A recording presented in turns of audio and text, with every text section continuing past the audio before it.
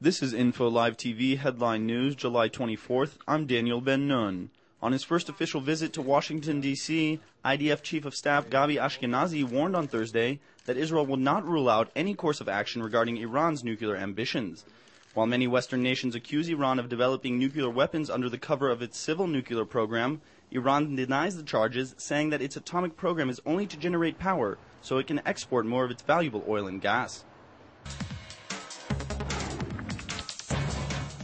The London-based newspaper Al Hayat reported on Thursday that a prisoner swap for the release of captured IDF soldier Gilad Schalit will take place before Prime Minister Olmert leaves office. The report cited Egypt's ambassador to Israel as saying that Ofer Dekel, the chief Israeli negotiator in the prisoner exchange, told the chief Egyptian negotiator that Israel was willing to release Jail Tanzim leader Marwan Barghouti.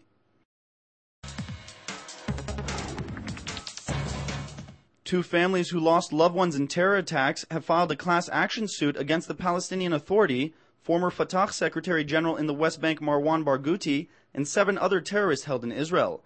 Barghouti, who was arrested by the IDF in 2002, was convicted of murdering 5 Israelis and sentenced to 5 consecutive life terms, a total of 165 years in prison.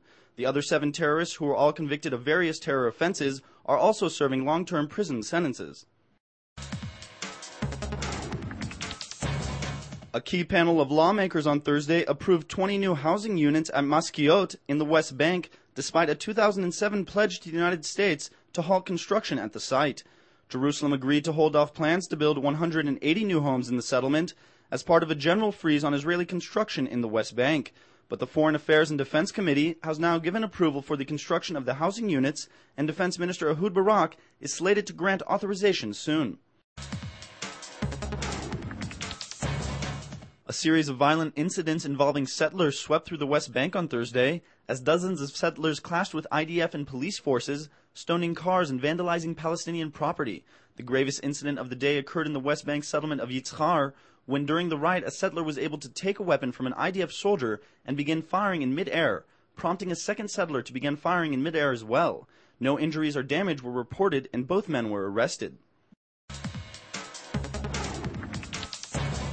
A border guard officer and an IDF soldier were lightly injured on Thursday by stones hurled by protesters near the West Bank village of Alin, west of Ramallah.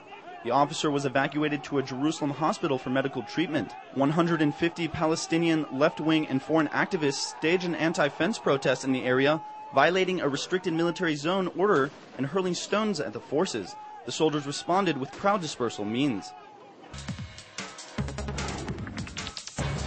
The Central Bureau of Statistics announced on Thursday that unemployment rates in Israel have reached an unprecedented 21-year low, reaching 6.1%, or 178,000 unemployed individuals.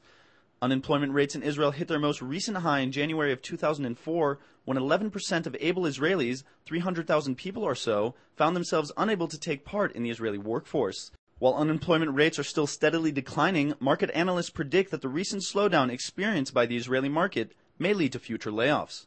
Thank you for watching Info Live TV, Israel's only internet television network that broadcasts in 4 languages from Jerusalem to the world.